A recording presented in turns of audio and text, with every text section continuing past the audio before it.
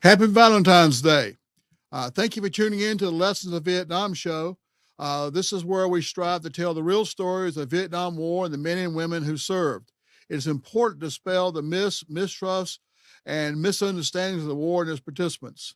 I am Bill Dixon, Vietnam veteran, 1967-68, Tet survivor, and your host for the show. We broadcast from the Raleigh, North Carolina studios of Nissan Communications, who gives us an opportunity to tell the real story of the Vietnam War. And we always thank Amnon for uh, putting all this together for us. You're welcome and encouraged to participate with your host and our guest.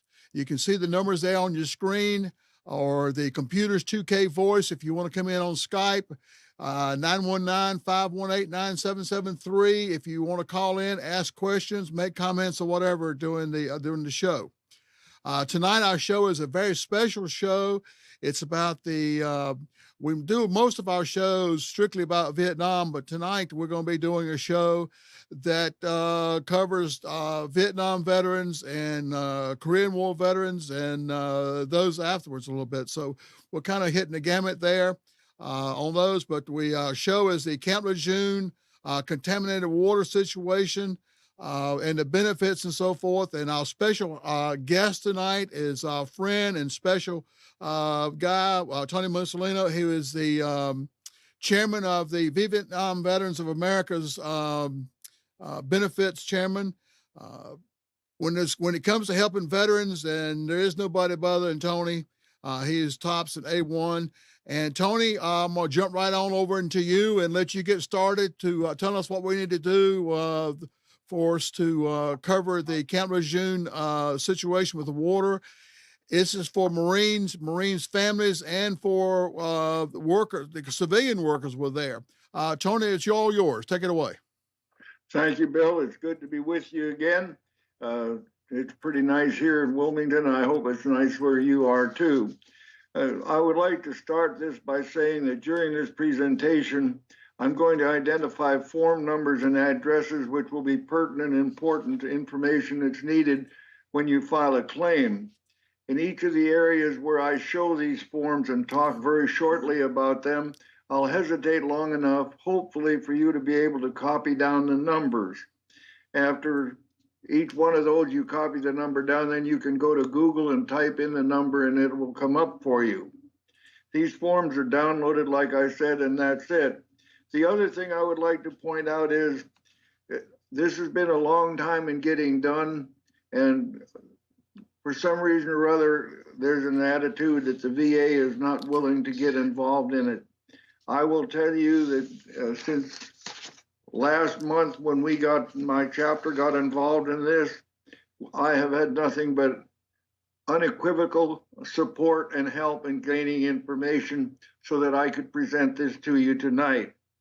Now, back in October of 2010, the VA began tracking claims for disabilities due to exposure to the contaminated drinking water at Camp Lejeune. VA over the past 7 years has received a little over 45,000 claims, with at least one contention claim due to exposure to the contaminated water. VA has completed a little over 38,000 of the claims, with 56,000 plus disabilities claimed due to the exposure of water contamination. Currently, they have, and this is figures from December, pending claims with at least one presumptive condition on which to claim, 182 of which have multiple presumptive conditions on the claim. Now, if you look at the map that's going to come up now, this gives you a general idea of where the contamination existed and where it was. I'm not really familiar with Camp Lejeune.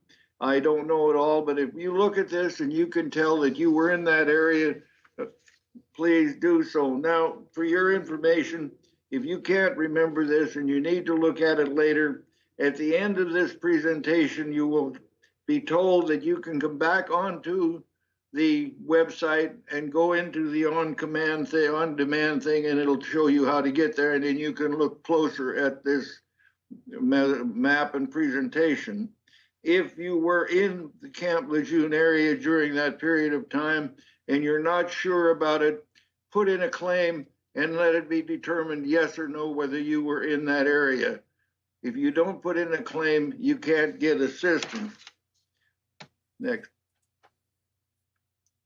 Now, the Camp Lejeune healthcare benefit or reimbursement for exposures related to treatment of certain healthcare conditions may be, and I say this very clearly, may be available for veterans and family members who served on active duty or resided in Camp Lejeune for 30 days or more. They don't have to be consecutive days between the area of August 1, 1957 and December 31st, 1987. Next.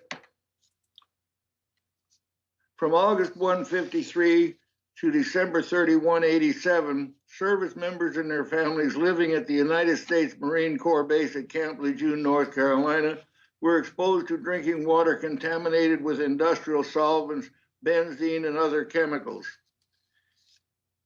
The VA and the DOD and everyone denied this for a long time.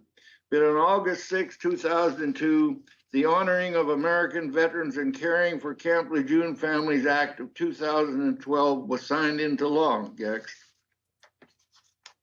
The law requires that the VA provide health care to veterans. We got ahead of me, back up here a little bit. At any rate, the law requires the VA to provide health care to veterans who served at Camp Lejeune and to reimburse eligible Camp Lejeune family members for health care costs related to one or more of the specific illnesses or disease not reimbursed by their insurance. Now, we'll talk that a little bit more next. Your health care expenses can be paid for a covered condition after all other insurances have paid respective to their following date ranges. Now, when I say all other insurances, that means if you have Medicare, TRICARE, or whatever, they pay first and the VA pays second. Now, if you lived at Camp Lejeune between January 1, 1957 and December 31, 1987, you can be reimbursed for care that you received on or after August 6, 2012. If you lived on Camp Lejeune between August 1st, 1953 and December 31, 1956, you can be reimbursed for care that you received on or after December 2014. Naturally, certain restrictions apply. Filing deadlines are one of them. Next. In reading the information concerning the dates that I just told you about in which you can be reimbursed for, the question comes up, why these specific dates? The Veterans Health Administration, VHA, is the issuer of payments for health care claims and their regulations. That's covered under 38 CFR 17400, plus the authority to make the payments under Public Law 112 through 154, which is determined by the law, and there the VHA interpretation of the law as it applies to each application. Now, the VHA makes the decision based on what the law is. Next. The only answer that I've been able to acquire concerning this is the law as passed by Congress states the provisions of the act takes place effective on the date the act was signed into law. Now that means the Congress put it there and it was signed and it became an effective date of law on the dates that I've given you. Now, any payments prior to this date based on my understanding and the historical past precedents would have to be made under a different legal authority. Now, I would defer to the VAH and their respective experts on this issue. Regardless of what happens, I would submit my claim and be prepared to defend against a negative response. In other words, if this date is there and you feel you should put in more, put in all of your information. Let the VA look at it and tell you what they stand on it. Next. You paid unreimbursed health care expenses for a covered condition. In other words, you had something that was there and you had to pay out of pocket. Now, when you put in your claim, submit bills identifying cost and amount paid by your insurance company and what amount you paid out of pocket. In other words, you have to show that your insurance company paid so much and what was left over, you paid. All bills must be the one you received from your insurance company, itemizing what they paid and what your responsibility was. Also, proof that you paid that amount. Now, this means that you will get a notification from your insurance company, or you should have had, and they say, we paid X number of dollars for this condition. There is an amount that's left over, and it's your responsibility to pay it. Now, if you had a secondary insurance and your insurance company paid it, then you have to show that too. Now, if you paid it, you have to show proof that you paid that amount. You must submit medical statements proving that you have a condition identified as compensable due to the contaminated water. It must also contain the numerical codes the doctor used when he submitted the claim to your insurance company. Now, we all know that when you go to the doctor, they take this sheet with dozens and hundreds of numbers on it, and looking at those numbers, he puts a check beside it. You have to be able to furnish the VA a copy of that. So do what you can and see where you can get that information. Next. What evidence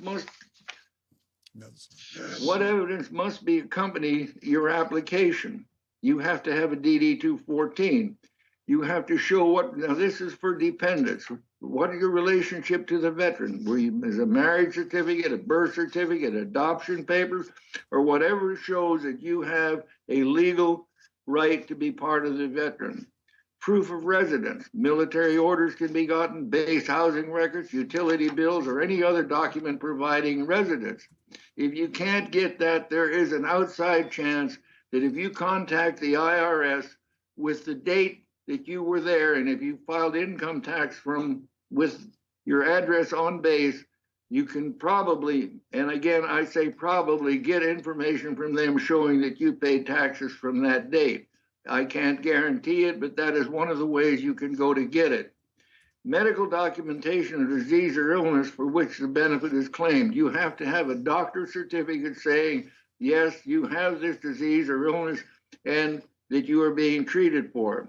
All other documentation is required in the application forms. We'll kind of go through them in a little bit, but there's more to it. This is just a cover on it. Next.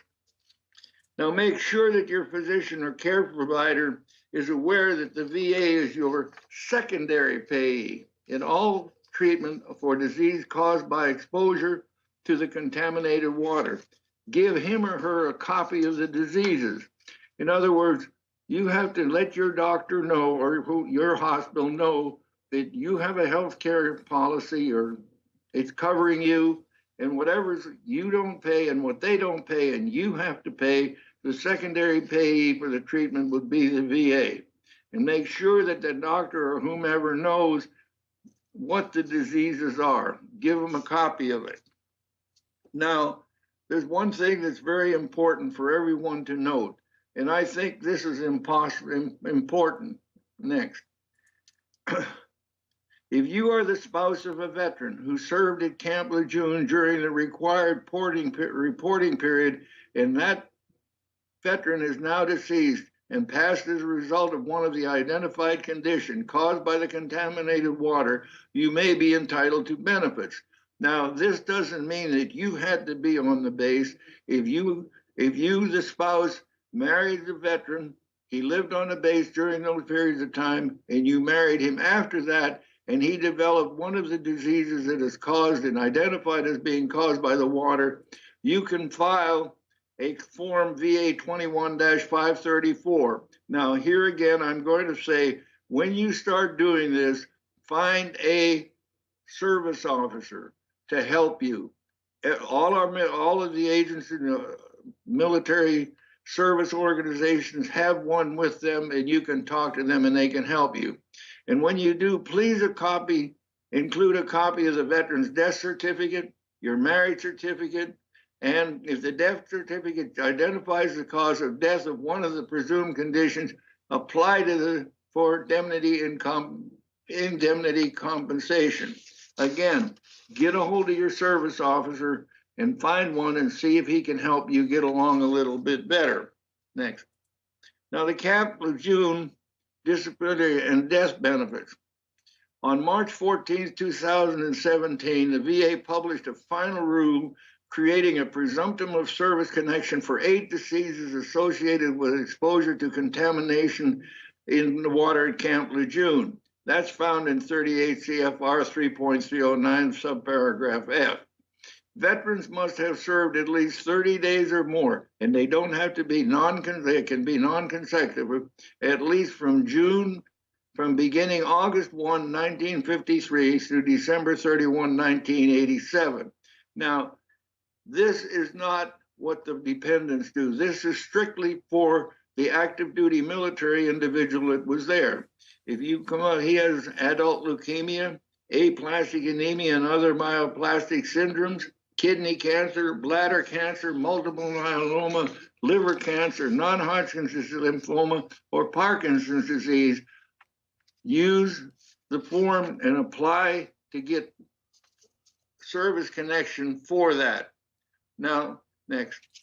Veterans who are experiencing health that they may think may be related to the contaminated water at Camp Lejeune, other than the 8 presumptive disabilities that are listed there, file a claim. Use VA Form 21526EZ. Now, when I say if you have something else, if while you were in service, you developed an illness that's bothering you today, put that in and get doctor things with it. The VA looks at your entire file. They will not just say, okay, this is from Camp Lejeune. In all cases, show proof of health conditions, evidence of service on base during the designated times, and if available, medical and scientific evidence showing relationship between the health condition and the exposure to the contaminants. And once again, I'm saying, list all of your medical conditions to it. If you hurt yourself in the military, got hurt, got sick, whatever, and it's bothering you today, it may be service connected if you can show medical between what happened then and what you have now. But put that all together. Do not restrict yourself just to one thing. The VA looks at your whole picture, and this would then be for service connection for you. Now, Public Law 112 to 154 requires the Department of Veterans Affairs to provide health care to veterans who served on active duty at Lejeune, considered service connected. That means it happened while you were on duty, and what you have now, there is a connection to it. All right. And to the reimbursed eligible Camp Lejeune family members, there's a program called CLFM. There's a pamphlet published for that, for eligible health care costs related to one or more of the 15 specific illnesses or conditions that's going to talk to you about in the list below. For this benefit, service on base is from January 1, 57 to December 31, 87. Now, as you can see, there's 15 different illnesses here. Breast cancer, esophagus cancer, female infertility, hepatic stenosis. Forgive me if I'm not pronouncing these names right. I'm not a medic person. Kidney cancer, leukemia, lung cancer, multiple myeloma, myoplastic syndromes, neurobehavioral effects, non-Hodgkin's lymphoma, miscarriage, renal toxicity, scleroderma, and bladder cancer. Now, this is what they have decided for the dependents who lived on the base.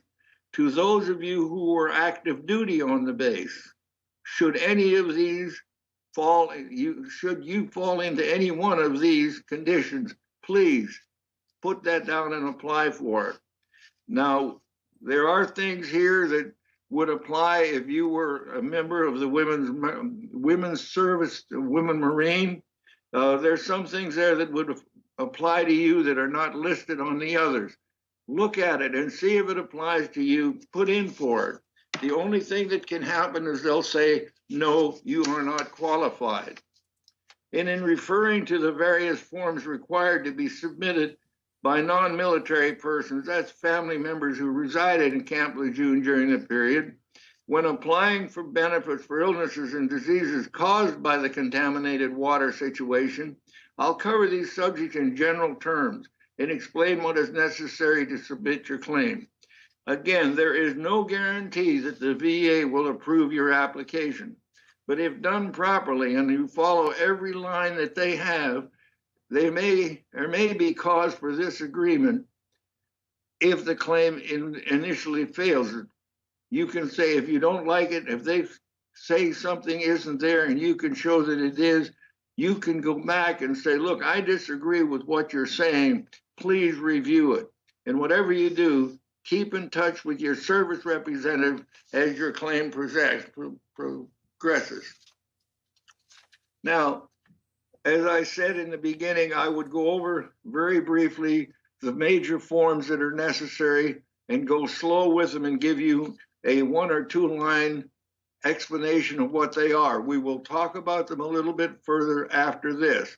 The first form is VA Form 10-10068. Complete and submit verifying documents with the veteran's DD-214, your marriage certificate, your birth certificate, adoption certificate, or other parts of relationship. Whatever you do, this is the beginning form. This tells the VA who you are and what right you have to apply. You're showing relationship to being there. Then you have the Family Member Program Claim, Form 10-168.A. You have to submit this to get reimbursement paid by you. You must have all bills attached and must be filed not later than 2 years after the date of medical care. The same rules apply for hospital bills. This is not submitted by your provider. This isn't your doctor. This is you. You submit this showing what it was. Don't worry about the 2-year timeline. What you have submitted, whether it's 2 years or more or less, it has to do with the dates that are set aside and can be clarified by other means. Right at this point in time, I don't have time to go into all the details of how they figure that out. But if you have medical reports, medical expenses that are paid by you, put in all the bills, put them in regardless whether they're 2 years or more. Now, the third form is a contaminated drinking water at Camp Lejeune. This is VA Form 10-10068 Bravo. This form is completed by your physician of the hospital, and it must contain the actual billing codes as submitted to the insurance company. The doctor remarks are solicited. If he puts some remarks there, it'd be nice to have them. Make sure the physician knows what diseases are identified as eligible for Camp Lejeune reimbursement. Now, this form must be completed by the doctor. You have nothing to do with it. You just collect what the doctor has and submit it with this form. The final form is the Camp Lejeune Family Member Program Update. That's Form 10-10068C. This form is the update of information, address, phone number, and other healthcare information about you. You will have put that in other places, but as I said before, it requires a repeat it, because if you leave it blank, there may be questions about it. Now, I hope you had enough time to copy some of these numbers down. They're 10-10068 A, B, and C. These are the numbers and the forms you have to submit. It's recommended you complete all 4 forms and send them in at the same time, because if you don't, then it becomes a point where the VA has to hold it and then marry it up as they get along. I know it's a lot of work, but it has to be done. Let's look a little bit more closely at each of these forms. VA Form 10-10068. Next. The Family Medical Program Application. Now, this is in 6 sections, and each section must be completely handed. Now, normally I would have a handout for you, but at the end of this talk, you will find there's an email address there. You can send me an email and say, please send me the handout, and I will send you an attachment to my email giving you the complete information you need, and there will also be forms there with it. So that should take care of that. That way you'll have the forms and you'll have a little bit better idea of what I've got going here. Now, the next form is VA form 1010068. This form is in 6 sections, and each must be separately and completely answered. The application form information is the beginning of it. All information in this section deals with you, the individual, and how to get in touch with you and basic knowledge of who you are. They want to know a little bit more. They want your relationship to the veteran, what you've done, what kind of relations you have where you stayed there, and you put all of that together. You send them the proof that you were there. You have to also submit the second part is the residential stuff. Here you need to give the address where you lived and have some proof of residency. As I said, housing papers showing that you had on-base housing, letters that were mailed to you that had the address on it. Maybe if you don't have that, get some information from people who live there with you that can say, yes, I was there. I know they lived there. All of this is necessary. Now, the conditions of illness. There are 15 illnesses listed, and for each one that you check, you must have medical proof for that. In other words, your doctor, you're going to have to submit a doctor certificate saying that you have it. You have to prove that you have them. The fourth item on it is the health care coverage. This lists all information concerning your current health care coverage. This means if you have Medicare and a secondary insurance or whatever, you have to put that there so that the VA can look at it and say, yes, he's got the coverage and this is what he wasn't paid and we have to pay it. Now, the veteran's information.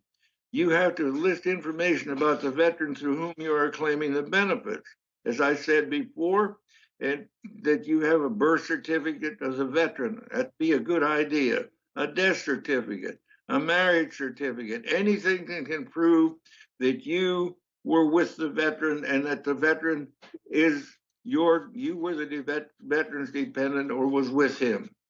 Number 6 is certification. This is a certification to the VA that the information submitted in this form is true and correct to the best of your knowledge.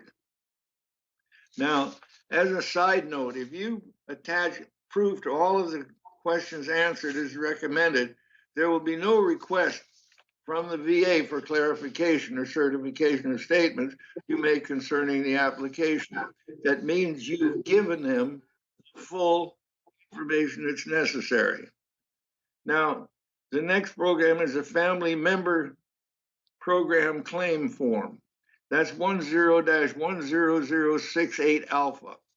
Submit this form to get reimbursed for expenses paid by you. It must have all bills attached and must be filled out not later than 2 years after the date of the medical care. Once again, I've told you, do not concern yourself too much with that. Put all of your bills and medical stuff together and let the VA sort it out, and they will tell you what is good and what is not. But if you put your entire cost there, what you put in out of your pocket, then they will know and be able to reimburse you what they see the VHA has said they will pay. The same rules applies for hospital bills. This is not submitted by the provider. You, the person that the beneficiary, the person who received the care, you must submit it. Now, this form is essentially the proof of billing amounts. All right. It's the one that says, this is what I put out, and here's the proof that I've done it. You in section 1, it's basic information. Fill in all the squares. If you put your date of birth and what your relationship is in 2 other forms, put it in here too. Fill it in. Every square should be filled out. Section 3 is your other healthcare information. The same information is contained in 168. You have to put it there so that they have it. Re-enter it regardless of what. Section 3 is veteran information. list the name and social security number of the veteran. Who is he? Put his DD-214 with it. You go to section 4, which is the claimant information. This pertains to you. On a blank page, list your medical conditions as identified caused by the water at Camp Lejeune. Include all doctor visits, prescriptions, medical treatments, and other information that you may have concerning medical requirements for your condition. This is a lengthy and time-consuming process. You have to dig and find all of these things. I have had a couple ladies come in and they brought a box full by 3 or 4 feet wide and deep, full of receipts and that. And together, we put them together and submitted them. There is no question then that it's been done and that you've had the receipts and you've paid for them. Now, the next to the last form is 10-1006B. This is the form that is completed by your physician of the hospital and must contain the actual billing codes as it was submitted to the insurance company. They also like to have, as I said, doctor's comments. And again, make sure the physician knows what diseases are identified for as eligible at Camp Lejeune. This form is a document requires you to present within your claim complete and total diagnosis for which you are making the application. This form is completed, like I said, by your doctor. He or she gives all of their medical diagnosis, treatment, and prognosis. They also put in there what prescriptions were ordered for you. And with that, you may not have insurance that covers your prescriptions. Get a copy of the prescription if you can, and get a receipt to show that you paid for it. If you have been treated by more than one place or by more than one doctor, each place must be given written diagnosis and treatment completed. Again, this form requires backup and proof that comes from your condition, from your physician and your medical provider. Actually, this sounds like a lot of hard work and difficulty, and I'm sure it is. It requires you, the beneficiary, to find information and get information that's here to support your claim and to show that you paid out of your own pocket money for the disease or illness that you got while you were at Camp Lejeune. The final form is used to update your information. It's 10-10068C. It puts your phone number and all the rest of that stuff in. It repeats what you have already reported. In all cases throughout this application, and I can't stress it enough, if there is a duplicate request for information, submit it, put it there. Failure to do or to fill in all requests may cause a delay. It's needed. They have a separate form for it, and it's a backup for what you have. And it's who tells them once again who you are and what your health care and health problems are. You can get this by looking at other forms. Now,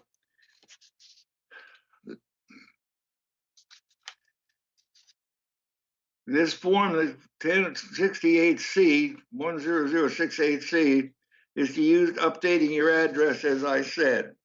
Now, when you've got all of this stuff together and you put it all there and you have a big stack of papers, the last one we filled out, I think it was about 28 inches thick. I mean, it was a lot. What do you do with it?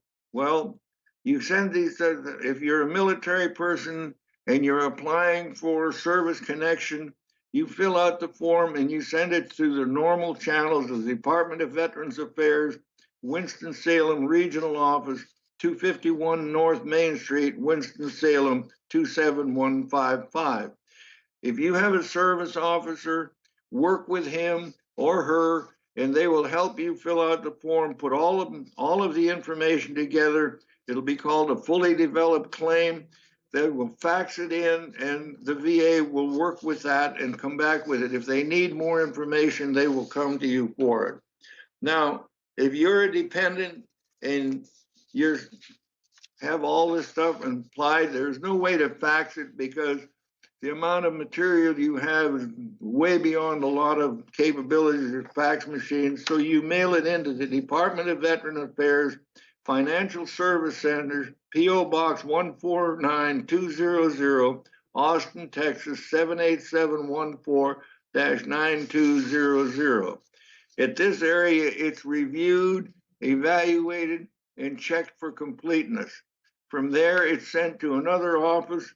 I believe it's in Denver, and that's where the final decisions are made. I can't really attest to that, but from what I gather, that's the way it is. Now, if you worked at Camp Lejeune during this period, there is no real rule or law that I've been able to find that says, yes, indeed, you're going to be reimbursed for anything. You're a government employee and you work there during that period. I suggest that you submit a letter requesting a method of application for medical condition caused by the water at Camp Lejeune to the Office of Workers' Compensation Programs. And in this area, it's Post Office Box 8300, District 6, JAC, London, Kentucky 40742-8300. Attention, Camp Lejeune Water Division. Now, I don't know what forms you have to send in with these, if you do have any at all, but by writing them a letter and telling them that you were there and that you have the diseases listed, ask them to give you help and guidance. Now, as a final comment, let me state once again, this information meets the requirements established by the Department of Veterans Affairs for filing claims for disability, death, and health care benefits due to exposure to the contaminated water at Camp Lejeune. The program has been reviewed by officers within the VA. I've taken the law and put it together, and it's pretty clear. What I'm saying is what you have to do.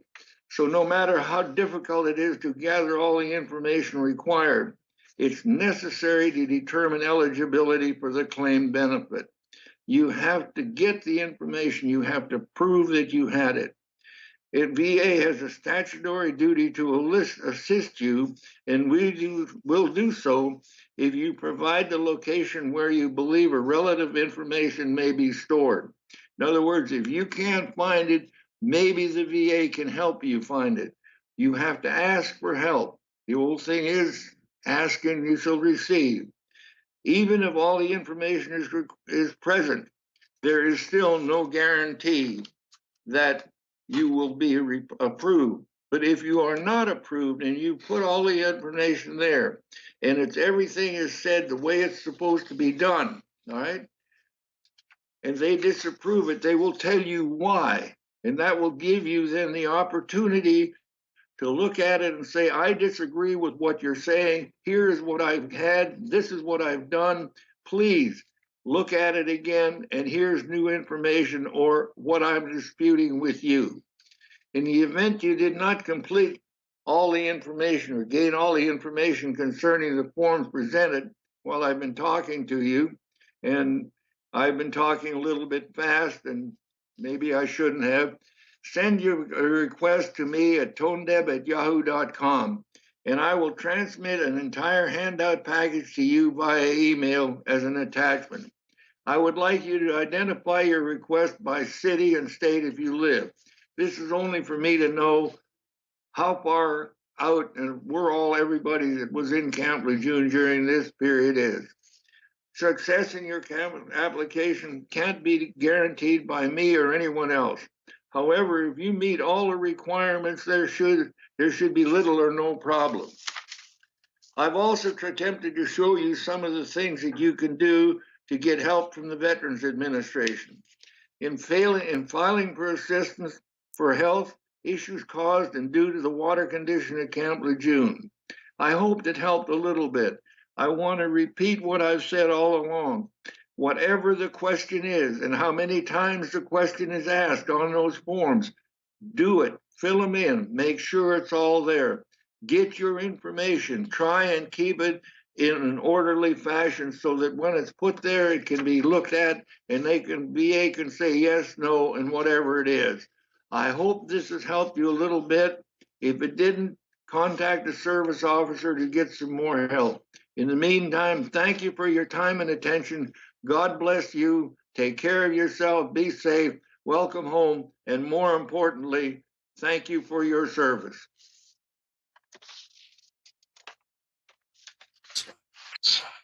As I said, Bill. Okay, we got it, Tony. Tony, thank you very much. If you know someone out there who needs this information, or you want to go back and hear it, see it again, just go to, as you see there, on demand, to www.Nissan Communications, and select from the archives of the lessons of Vietnam, and select VA and Camp Lejeune Water. We thank you for your interest in the show. And also, our next show will be February 28th, and the subject will be heroes and zeros. We're going to be talking about some of the heroes of Vietnam, as well as the some of the zeros of Vietnam. And we've got some more time. So what I wanted to do was talk to you a little bit about, since we are in February, Vietnam in February, and some dates and so forth, just kind of trivia stuff. February 2nd, 1940s. By the late 1940s, the United States had decided it was critical to prevent French Indochina, consisting of what is today's Vietnam, Laos, and Cambodia. Before I go on that, Tony, I got a question for you. Go ahead. All right. I've had several people to ask me, what if I'm already signed up on the register? Does that mean, that doesn't really mean anything if they're going to apply for benefits? Say that one more time. I got a bad hearing on it. Okay. Just like Agent Orange has a registry, the contaminated water Camp Lejeune also has a registry. But that doesn't affect whether you sign up for benefits, if I understand. You still have to sign, you have to go ahead and do the benefit just like anybody else. Am I correct? That's right. If you have any problem with the water in Camp Lejeune, you have to apply for it. If I understood what you're correctly, I'm having trouble on my computer here. All right. What I'm saying was that just like Agent Orange has a register, I've had several Marines ask me, well, I'm on the register. What does that mean? They're on the register for the contaminated water, just like they're registered for Agent Orange. Well, if you're on a register for the water at Camp Lejeune, you should have gotten a letter from the VA telling you that you were there, and that if you have the problem, you should go ahead and apply. That letter will be a prima facie, or on the surface, proof that you were in Camp Lejeune at the time. It is not the final say on what you do. You must follow all the rules and everything that goes with it. It's the same thing as, I guess, the Agent Orange list, where if your name is on it, it shows that you were there and you were subject to these conditions. If you don't have the condition, you have no grounds to apply, but you're on the list, and there is an eligibility there that says, yes, indeed, you were there and you are eligible for any assistance that can be given to you because you have the disease. So if you're out there and you're watching this and your name's on the register and you have not received the letter, just find you a good service officer and proceed with the form, just like Tony went over each form and so forth. Even if you're on the register and you do have one of the diseases and so forth, and you didn't get that letter, just go ahead and fill out all the forms and so forth. And again, as Tony said, if you would like to get the forms and so forth and the information, to send him an email. And that was, Tony, you want to give me that email one more time? It's TONDEB, like Tango, October, November, Delta, Echo, Bravo @yahoo.com. Okay, there you go. That's it. There right it is, there. right there. Just send Tony the notice and let him know that, make sure that you say for the Camp Lejeune contaminated water, so he'll know what you're talking about. Because Tony works with a lot of folks out there, and let him know, again, as he says, the city and state that you live, and follow up. We'll let him know how you're coming and so forth. But So a lot of good information. I know it's hard to watch as well as write everything down, but you can go back and said and watch this on demand, or contact Tony or your veteran service officer wherever you are, and get that information and so forth. And if your veteran service officer is not up to date, they also can use that email address and send an email with questions, whatever, to Tony. Certain knowing Tony that he'd be glad to work with a veteran service officer to help them get going in the right direction. So, Tony, Bill, is anything you want to add? let me inject something here. Even if you have not gotten a letter and you feel that you have one of the diseases or illnesses, please apply. I mean, don't think about it. Go ahead and do it. And whatever you do, if you have questions, find a service officer, ask for help. And if you can't get that, send me an email and I will do the best I can to answer you long distance. I have to ask you to give me a little bit of time, because if I get more than 10 or 12 emails, I might have to slow down a little bit. But I will do anything I can.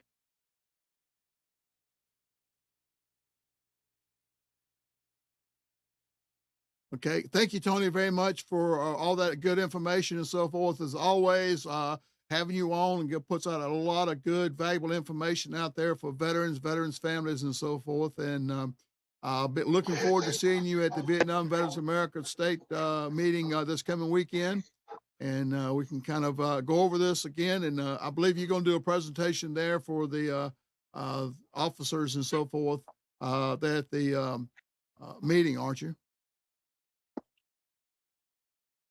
Well, Thank you, Bill. It's been a pleasure talking with you again. Good night. Yes. Okay.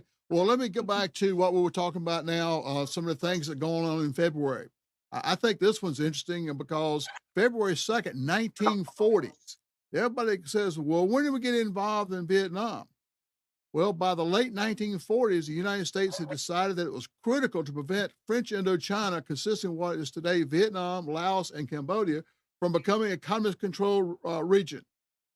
President Harry S. Truman and his administration feared that if any part of the Indochinese peninsula fell to communism, then the rest of the nations in the region would quickly follow, and those nations would be, the administration believed, inevitably become satellite states of the Soviet Union and Maoist China. I think we call that the domino effect. This, the United States government held, would amount to a catastrophe for the non-communist world. And then as far back as February 27th, 1950, during the late 1960s, as the United States involved in the Vietnam War grew deeper, Military Assistance Command Vietnam, we know it as MACV, established a network of small bases along Route 9, the highway located in the northernmost part of South Vietnam that ran from the border with Laos to the Gulf of Tonkin. In these bases, United States Army and Green Berets trained South Vietnamese and indigenous Montagnard peoples, such as the HRE and the Bru, to serve in the Civilians Irregular Defense, the CIDG, militias. One of these outposts was located outside the village of Long Vay, several miles from the Laotian border, and the strategically important Ho Chi Minh Trail, 5 miles to the east, outside the village of Quai Son. United States Marine established a large military base intended to protect the Demilitarized Zone, DMZ, from a North Vietnamese invasion. February 1st, 1962, the United States and South Vietnam marked their first official launch of the Strategic Hamlet Program, which is designed to isolate the rural South Vietnamese from communist influence. The program fails within 2 years due to inadequate security measures and overall poor implementation by the South Vietnamese. In February 1st, 1962, the Navy established the 13-man CB Technical Assistance Teams to counter communist insurgency through civic action programs. In other words, they were going in, the Navy CVs was kind of like the Army engineers, their construction. They were going in and building infrastructure, doing roads, building buildings, and also building the bases and so forth for the soldiers that were coming in. And they were also fortified some of the farther off bases and so forth, but kind of gotten started in there. And then February 8th, 1962, United States and South Vietnam marked the official launch of the Strategic Habit Program, which we just talked about. And it says it failed in 2 years. In February 8th, 1965, the first Air Force attack against Vietnam, Operation Flaming Dart. An F-100 Super Sabre flew over cover for attacking South Vietnamese fighter aircraft. In other words, the South Vietnamese airplanes were going into North Vietnam, and we went in, our Air Force went in to offer cover for them and so forth. February 10th, 1965, the Viet Cong blew up a hotel in Quy Nhon. The blast kills 23 American servicemen. That was back in 1965. February 16th, 1965, we discover a 100-ton North Vietnamese trawler unloading ammunitions on a beach in South Vietnam's Vung Rai Bay, provided justification for Operation Market Time, a combined U.S. Navy, Vietnam Navy Coastal Patrol operation designed to stem the flow of supplies by sea from North to South Vietnam. During the next 7 years, the coastal patrol vessels and aircraft of Market Time with all infiltration by North Vietnamese Navy stealer hull trawlers. A lot of people out there say that North Vietnam wasn't really involved in that time. It was all the Viet Cong. Obviously, if they were having ships coming in and unloading supplies and so forth, they were definitely involved at the time. February 25th, 1965, the Republic of Korea Military Assistance Group, Vietnam, also known as Dove Unit, arrives in Vietnam, the ROKs. It is composed of 2,416 men from the Korean Construction Support Group, like our CBs. The Korean Marine Corps Engineer Company, Korean Navy, LSTs and LSMs, and the Korean Army Security Company. Now, February 6th to the 8th, 1966, at a Honolulu conference attended by U.S. and South Vietnamese leaders, President Johnson takes a strong stand on the need for pacification. He presses U.S. and South Vietnamese officials to expedite programs in such areas as health, education, and building democracy to fight communism influence in the South. Basically, what it was trying to do was as we used to call it, win the hearts and minds of the people by going out and helping the people under the name of the South Vietnamese government and so forth. It would turn them away from communism. And February 14th, 1966, while operating in the Gulf of Thailand off South Vietnam, PC-4 is sunk by an underwater mine, killing 4 of the 6 crewmen. This is the first swift boat lost in the Vietnam War back in February of 1966. In February 1966, the Royal Thai Military Assistance Group is activated and is absorbed into the Royal Thai Air Force contingent. So the Taiwanese come into, Thailand comes into the war. And in February 18th, 1966, Special 4th Class U.S. States Army Combat Company C, 1st Battalion, 5th Infantry Mechanized, 25th Infantry Division in Cu Chi in Ha Nang Province, Republic of Vietnam, on 18th of February, 1966, this gentleman received the Medal of Honor, or was awarded the Medal of Honor for actions. Here's the citation. For conspiracy, gallantry, and integrity at risk of his life above and beyond the call of duty, Spec 4, Fernandez demonstrated indomitable courage when the patrol was ambushed by a Viet Cong rifle company and driven back by the intense enemy automatic weapons fire. Before it could evacuate, an American soldier who had been wounded in the Viet Cong attack, Spec 4 Fernandez, a sergeant, and 2 other volunteers immediately fought their way through devastating fire and exploding grenades to reach the fallen soldier. Upon reaching the fallen comrade, the sergeant was struck in the knee by machine gun fire and immobilized. Spec 4 Fernandez took charge, routed the left flank of his patrol, and began to assist in recovering the wounded sergeant. While first aid was being administered to the wounded man, a sudden increase in the accuracy and intensity of the enemy fire forced the volunteer group to take cover. As they did, an enemy grenade landed in the midst of the group, although some didn't see it. Realizing there was no time for the wounded sergeant or the other men to protect themselves from the grenade, Spec 4 Fernandez vaulted over the wounded sergeant, threw himself on the grade as it exploded, saving the life of his 4 comrades at the sacrifice of his own life. Spec 4 Fernandez, profound concern for his fellow soldiers at the risk of his life above and beyond the call of duty, he was awarded the Medal of Honor. So that was in February of 66. In February 25th of 66, Peter S. Connor, Staff Sergeant, United States Marine Corps, Company F, 2nd Battalion, 3rd Marines, 1st Marine Division, Quang Nang Province, Republic of Vietnam, 25th of February, 1966. His citation says, for conspicuous gallantry and integrity in action against enemy Viet Cong forces at risk of his life above and beyond this call of duty, leading his platoon on a search and destroy operation in an area made particularly hazardous by extensive cave and tunnel complexes. Staff Sergeant Connor maneuvered his unit aggressively forward until enemy small arms fire. Exhibiting particular alertness and keen observation, he spotted an enemy spider hole emplacement in approximately 15 meters to his front. He pulled a pin from a fragmentation grenade, intended to charge the hole boldly and drop the missile into the hole.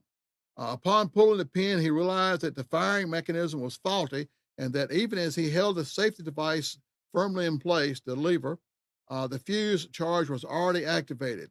With only precious seconds to decide, he realized that he couldn't cover the distance and throw it in, so he, in sufficient time, and he had to get rid of it. So he hurled the bomb, as it says here, but the grenade in any direction would result in death or injury to some of his current comrades tactically deployed near him. Manifesting extraordinary gallantry and with utter disregard for his personal safety, he chose to hold the grenade against his body in order to absorb the terrific explosion and spare his comrades. He didn't fall on it, he just pulled it up to himself. His act of extreme valor and selfishness in the face of virtually certain death, although leaving him mortally wounded, and spared many of his fellow Marines from death to injury. His gallant action is giving his life in the cause of freedom, reflects the highest credit upon the Marine Corps and the Armed Forces of the United States as is awarded. You know, recently we covered on this show the Burns documentary, and I don't think the documentary, as you probably already know from past comments and so forth in the past shows, not particularly excited about the content and all the truthfulness and misconcepts that Burns had. But we just talked about there as men who gave everything they had for this country and for their fellow soldiers. Think about it. Who do you know that you would be willing to take a grenade and either pull it up to your chest or drop on it to save their lives? This is what the American soldier, who has been accused of everything in the world, when people came back from Vietnam and who only there for several months, came back and said we were all baby killers and drug addicts and crazy people, came back and defamed our what we did over there. And we just hear about these men who gave everything for their country and their fellow comrades. It just makes me even madder to see how our history has been out there and so forth. And again, our next show will be February 28th, and that will be Heroes and Zeros. And you can kind of figure out what a zero was. One of them name was Jane. And if you need more information, as you've got Tony's information, go back and see the show on demand. Nissan Communications, go to Lessons of Vietnam and pick out one of the shows out there. If you like the show, tell all your friends. If you didn't like the show, tell me. But there's some good information. We've had some other people on the show, as Tony has been on the show also, and gives some great information about benefits of Agent Orange, as well as I think one of his also good shows was that Last Paycheck that Tony did. If out there, if you're getting divorced and you pass away or whatever, that you change the beneficiary for that last paycheck. Your new wife may get surprised, but that was another one of the public service things that Tony did. Tony, again, appreciate all this good information, and you have a good evening down there in Wilmington, and I'll see you this weekend. I hope you have the same. All right. And thank you and good night. And thank you very much for tuning in.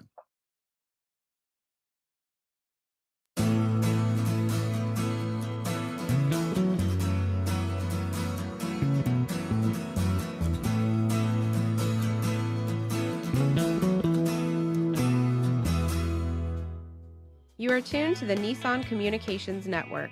If you tuned in too late, you can always watch each program in its entirety or download an MP3 audio file of it in the archives section at nissancommunications.com.